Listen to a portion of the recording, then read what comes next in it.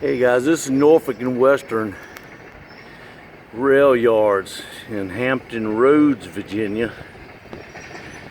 This is where all the coal comes from out west, West Virginia, such places. Breathing hard, humping up them stairs. It hits onto here, and I guess this coal goes all around the world, really.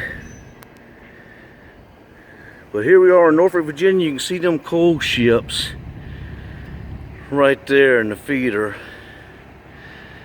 Oh, the ship's gone. There's the two feeders right there. You can see all the coal in these trains. Anyway, I thought it was a pretty cool place. I'm here at a water treatment plant working on this right now. And look back. That's Norfolk, Virginia skyline and Elizabeth River.